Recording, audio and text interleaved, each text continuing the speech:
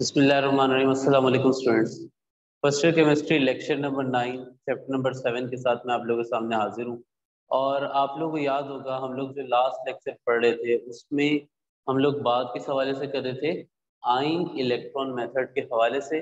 और जो इक्वेशन हमने यूज़ की थी वो कौन से मीडियम में थी, एसिडिक मीडियम में। अच्छा, हमें कैसे पता लगेगा कि इक्वेशन एसिडिक मीडियम में या बेसिक मीडियम में।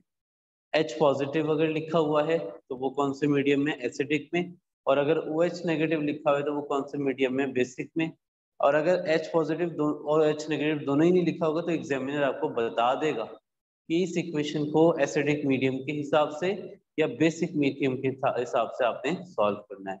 अच्छा, अब आप यहाँ देखिएगा, ये जो बात इस वक्त आपको बोर्ड पे नजर आ रही है यही वो सारी बातें हैं जो लेक्चर नंबर 8 में मैंने आप लोगों से की थी।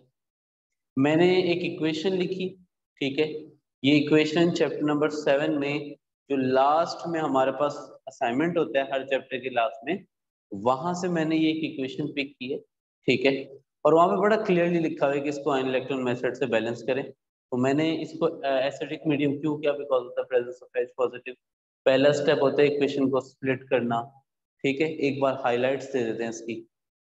और मैंने आपको ये रेकमेंड किया था कि आप बल्कि मैं रेकमेंड करूंगा कि इस लेक्चर को सुनने से पहले जितना काम लेक्चर 8 में करवाया था वो खुद से एक बार सॉल्व कर लो। ये बहुत ज्यादा आपके लिए फायदेमंद हो जाएगा कि आपको ये वाली पूरी बात और अगली पूरी बात बहुत अच्छे से समझ में आ जाएगी, ठीक है। तो आप यहाँ देखिएगा, यहाँ पे मेरे पास एक इक्वेशन थी, मैंने उसको स्प्लिट करके लिखा इस तरह। स्प्लिट करने के साथ साथ मैंने ये भी बताया कि कौन सी इक्वेशन में रिडक्शन और कौन सी में ऑक्सीडेशन हो रही है, क्योंकि ये एक रिडॉक्स रिएक्शन है, इसमें रिडक्शन और ऑक्सीडेशन एक साथ हो रही होगी। फिर मैंने एटम्स को बैलेंस करना था। मैंने आपको बेटा जब एटम्स बैलेंस कर रहे थे तो ये बात बताई थी, जब एटम्स बैलेंस कर रहे होंगे तो उस वक्त ऑक्सीजन और हाइड्रोजन को नहीं देखना, क्योंकि उसको हम अलग से बैलेंस करेंगे, ठीक है। अलग से उसको बैलेंस करेंगे। तो यहाँ पे हमारे पास इस तरफ 2 क्रोमियम थे, इधर 1 क्रोमियम था। इधर इसको नहीं गिनने लग जाना, ये उसका चार्ज है। ये 6 को मत गिनने लग जाना, उसका चार्ज है। ये जो नंबर लिखे हुए हैं ना, ये इसको देखेंगे। तो यहाँ 2 क्रोमियम थे, यहाँ 1, तो यहाँ 2 लगा दिया। रिगार्डलेस ऑफ ऑक्सीजन, यहाँ ऑक्सीजन साथ है, उसको अभी छोड़ दें, उसके लिए हमारे पास अलग से एक स्टेप है। यहाँ आयोडीन 2 थे, यहाँ 1 आयोडीन था, तो यहाँ 2 से मल्टीप्लाई कर दिया। अब आप यहाँ देखिएगा, यहाँ पे +5 ऑक्सीडेशन स्टेट थी, यहाँ +5 मल्टीप्लाई बाय 2 हो गई क्योंकि 2 आयोडीन है। यहाँ पे +3 ऑक्सीडेशन स्टेट थी, यहाँ +3 मल्टीप्लाई बाय 2 हो गई क्योंकि यहाँ पे 2 क्रोमियम। उसके बाद ऑक्सीजन बैलेंस करने के लिए हम क्या लगाएंगे, एसिडिक मीडियम में वाटर लगाएंगे। और यहाँ 7 ऑक्सीजन है तो यहाँ 7H2 लिखा, यहाँ 6 ऑक्सीजन है तो यहाँ 6H2 लिखा। जब यहाँ पे H2 यानी हाइड्रोजन आ गया तो हाइड्रोजन बैलेंस करने के लिए एसिडिक मीडियम में क्या लगाते हैं, H पॉजिटिव। तो ये देखो, यहाँ पे 7 मल्टीप्लाई बाय 2 14H है, तो यहाँ 14H पॉजिटिव लिखा। यहाँ 6 मल्टीप्लाई बाय 2 12H है, तो यहाँ 12H पॉजिटिव लिखा। ये तो सारी पिछले लेक्चर की बात थी, इसमें अभी तक कुछ नया नहीं था। अब सबसे इम्पोर्टेंट, मैंने इस इक्वेशन को किसी वजह से 2 पार्ट में स्प्लिट कर दिया। हम चाहते तो इसको एक ही लेक्चर में सिंगल गो में कर सकते थे, बट काफी सारी स्टेप्स हैं जो मुझे और आपको याद रहने चाहिए। इस वजह से मैंने बेहतर समझा कि 4 स्टेप्स को पहले बता दिया जाए और उसकी प्रैक्टिस करवा ली जाए, ठीक है। मैं अभी भी आप लोग को यही बात रेकमेंड करूंगा कि एटलीस्ट 2 बार या 3 बार इस इक्वेशन को बगैर देखे खुद से लिख के यहाँ तक ला के लाजमी देखना है, ताकि आपको समझ में आए ये सारे काम हुए कैसे। अब आप यहाँ देखिएगा, अगला काम है स्टेप नंबर 5। स्टेप नंबर 5, और स्टेप नंबर 5 को कहते हैं balancing of electrons. Balancing of electrons बहुत ज्यादा इंपॉर्टेंट स्टेप है, ये बहुत ज्यादा इंपॉर्टेंट स्टेप है। देखिए, आइन इलेक्ट्रॉन मेथड सॉल्व करते हुए जैसे ही आप अगले स्टेप पे जाएं, पिछले स्टेप को वापस पहले लिख दें। तो मैं सबसे पहले तो आपके सामने यही काम करूंगा। पिछला स्टेप जो है उसकी इक्वेशन को एज इट इज आपके सामने लिखता हूँ। ये देखिएगा, मैंने यहाँ पे लिखा Cr2O7-2। अच्छा, यहाँ पे मैं एक चीज और मेंशन कर दूं, जैसे कि ऊपर भी मेंशन की हुई है और यहाँ भी मेंशन की हुई है कि जी प्लस का 6 मल्टीप्लाई बाय 2, तो यहाँ भी लिख देते हैं प्लस का 6 मल्टीप्लाई बाय 2। ठीक है, और आगे क्या लिखा, 14H पॉजिटिव। ठीक है, 14H पॉजिटिव और 2Cr प्लस का 3 मल्टीप्लाई बाय 2, यहाँ पे लिख देते हैं इसको। ठीक है, ये मेंशन नहीं किया था मैंने, लेकिन ये यहाँ पे आएगा प्लस का 3 मल्टीप्लाई बाय 2। और आगे क्या लिखा, 7H2O। ये तो एज इट इज ऊपर वाली इक्वेशन है। इसी तरीके से नीचे वाली इक्वेशन को भी यहाँ लिख रहा हूँ, I2 प्लस 6H2O और यहाँ क्या लिखा, 2IO3 minus plus 12H positive. सही। अच्छा, यहाँ पे लिखा हुआ है 0 और यहाँ पे लिखा हुआ है प्लस का 5 मल्टीप्लाई बाय 2। आप यहाँ देखें क्रोमियम को, ठीक है, ऑक्सीजन और हाइड्रोजन के अलावा जो एटम लिखा हुआ है ना, उसको बैलेंस, उसके इलेक्ट्रॉन बैलेंस करने, तो वो उसको तो करने भी नहीं है, उसके तो ऑलरेडी बैलेंस है। यहाँ देखें क्रोमियम, इसके ऊपर चार्ज क्या है, क्रोमियम के ऊपर चार्ज क्या है बेटा, प्लस का 6 मल्टीप्लाई बाय 2 प्लस का 12। गौर से देखना है, ये स्टेप बहुत इंपॉर्टेंट स्टेप है। इसके बाद इक्वेशन तकरीबन सॉल्व हो चुकी है हमारी, तकरीबन इक्वेशन सॉल्व हो चुकी है। ठीक है, तो प्लस का 6 मल्टीप्लाई बाय 2 प्लस का 12। ठीक है, अच्छा यहां चार्ज क्या लिखा हुआ है, प्लस का 3 मल्टीप्लाई बाय 2 प्लस का 6। ठीक है, मैं उम्मीद कर रहा हूं आपको ये वाली बात समझ में आ गई होगी कि प्लस का 12 कैसे आया और प्लस का 6 कैसे आया। प्लस का 12 ऐसे आएगा कि ये प्लस का 6 मल्टीप्लाई बाय 2 कर, ठीक है, प्लस का 6 कैसे आया, प्लस का 3 मल्टीप्लाई बाय 2। ठीक, अब आगे देखें बेटा, 12 और 6, 12 और 6 में डिफरेंस किस चीज का है, फर्क कितने का है, 12 और 6 में फर्क है 6 का। ठीक है, यानी 6 इलेक्ट्रॉन की कमी है यहाँ पे। अब वो 6 इलेक्ट्रॉन की कमी आपको पूरी करनी है, यही तो लिखा है यहाँ पे, बैलेंसिंग ऑफ इलेक्ट्रॉन्स।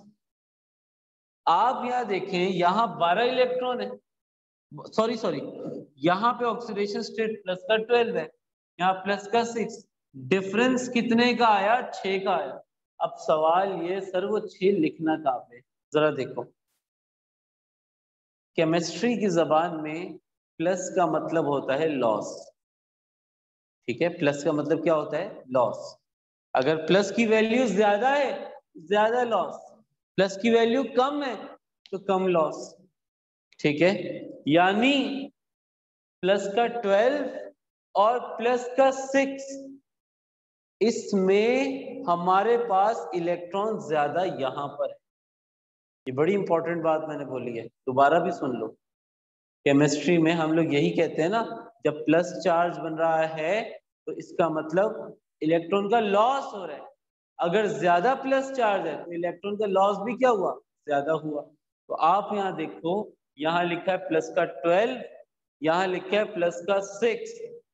12 और 6 में डिफरेंस 6 का बना, और वो 6 कहाँ लिखेंगे, आसान अल्फाज में बात करें, जहां प्लस वाली वैल्यू बड़ी है वहीं लिख देना, जहां प्लस वाली वैल्यू बड़ी है वहीं लिख देना, बस सीधी सी बात, कोई इधर उधर की बात नहीं भाई। अब आप यहाँ देखो, यहाँ 12 लिखा है, यहाँ 6 लिखा है, तो 6 इलेक्ट्रॉन कहाँ लिखेंगे, यहाँ पे 6 इलेक्ट्रॉन्स को लिखेंगे। ठीक है, जब यहाँ 6 इलेक्ट्रॉन को लिखा, दोनों तरफ इलेक्ट्रॉन्स क्या हो गए, बैलेंस हो गए। अब आप यहाँ देखो, आयोडीन के ऊपर यहाँ ऑक्सीडेशन स्टेट क्या है, 0। यहाँ आयोडीन पे ऑक्सीडेशन स्टेट क्या है, प्लस का 5 मल्टीप्लाई बाय 2 प्लस का 10। 0 और 10 में फर्क कितने का है, 10 का। और प्लस वाली वैल्यू ज्यादा कहाँ पे है, इस तरफ। तो इलेक्ट्रॉन भी कहाँ लिखेंगे, यही लिख देंगे। कितने इलेक्ट्रॉन, 10 इलेक्ट्रॉन्स। सही हो गया। ये इंतहाई क्रूशियल स्टेप था इस पूरी इक्वेशन को सॉल्व करने में। सही हो गया। अब अगली बात देखिए, मैं मीनवाइल एक और काम यहाँ पे करने जा रहा हूं।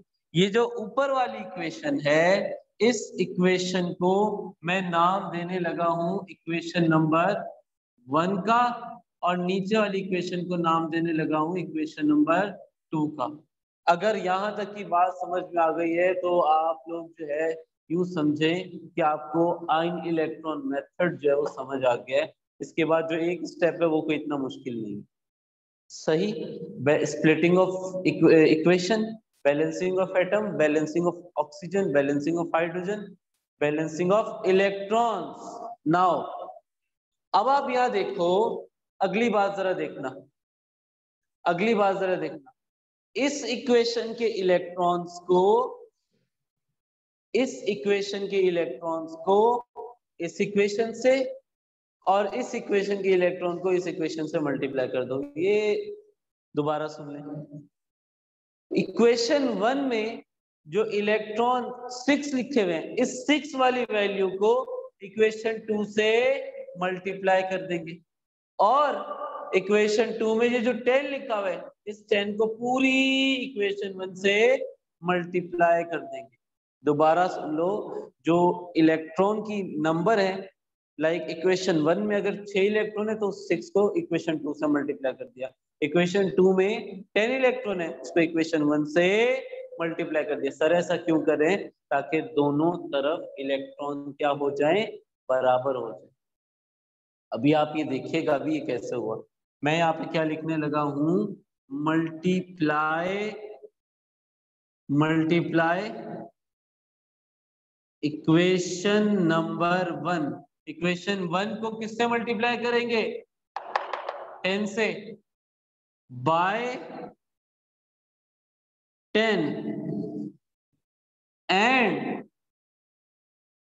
इक्वेशन नंबर 2, इक्वेशन 2 को किससे मल्टीप्लाई करेंगे, 6 से, बाय 6, और उसके बाद इनको ऐड कर देना है, एंड देन ऐड ही होंगी। ये आप उधर हेल्स लॉ में नहीं चले जाइएगा, ठीक है। ये इक्वेशन ऑल द वे क्या होंगी, ऐड ही होंगी। अच्छा, अब आप यहाँ देखिएगा,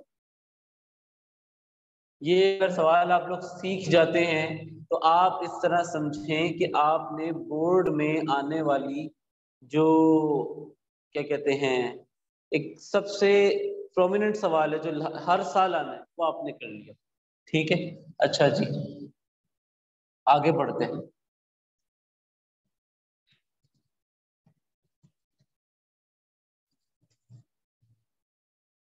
अब जरा यहाँ देखिएगा बेटा, दिस इज योर इक्वेशन 1, और इक्वेशन 1 को किससे मल्टीप्लाई करना है, इक्वेशन 1 को किससे मल्टीप्लाई करना है, 10 से।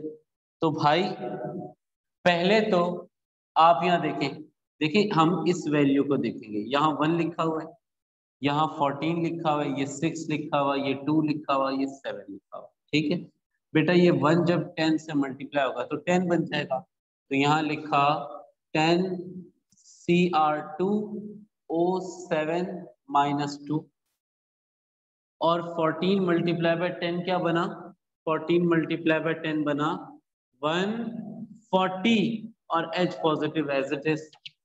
6 मल्टीप्लाई बाय 10 क्या बना, ओ वाओ, देखा आपने, 6 मल्टीप्लाई बाय 10 क्या बना, 60 इलेक्ट्रॉन्स, राइट। इक्वेशन, अच्छा 2 multiply by 10 20 chromium ion, okay, 7 multiplied by 10 70 H2O, ठीक हो गया। अब इक्वेशन नंबर 2 को किससे मल्टीप्लाई करना है? 6 से मल्टीप्लाई करना है।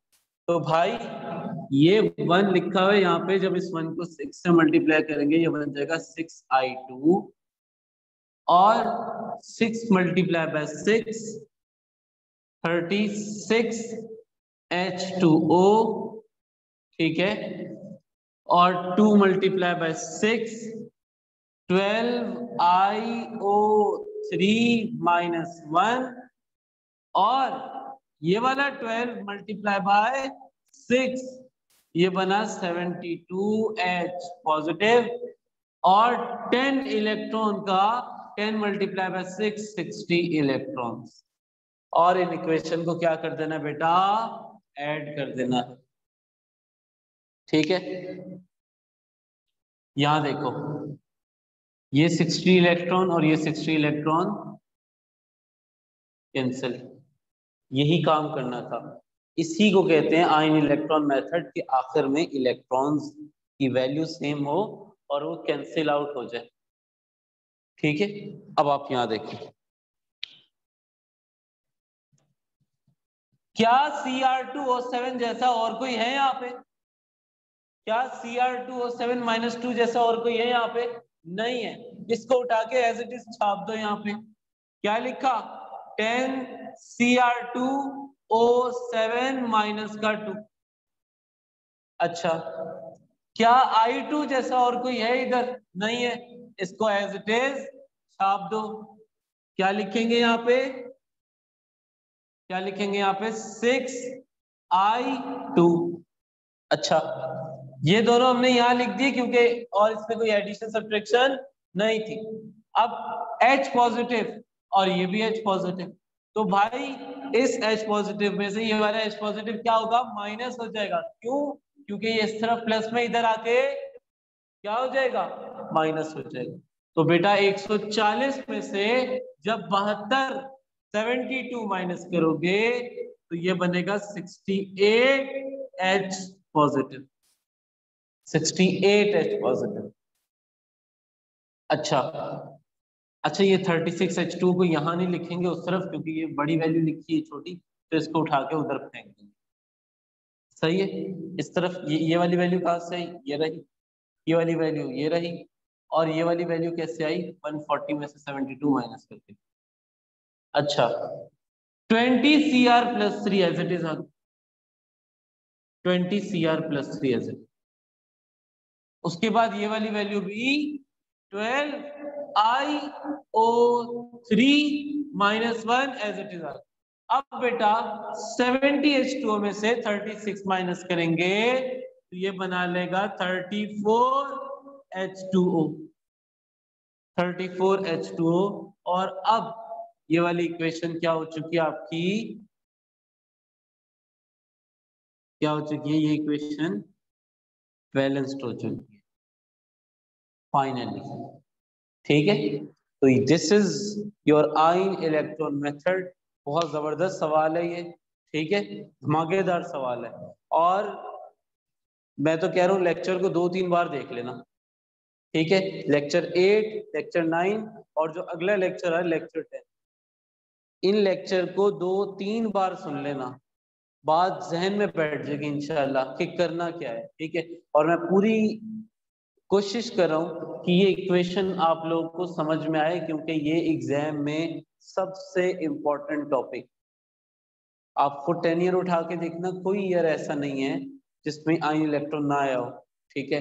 कोई एक होगा, कोई एक साल होगा शायद, उसके अलावा आपको हर साल 30 ईयर में हर साल आपको आयन इलेक्ट्रॉन मेथड नजर आएगी, ठीक है। अपना बहुत ख्याल रखिएगा। लेक्चर नंबर 10 जो आ रहा है उसमें एक और इक्वेशन को सिंगल गो में सॉल्व करवाऊंगा, ठीक है। अल्लाह हाफ़िज़।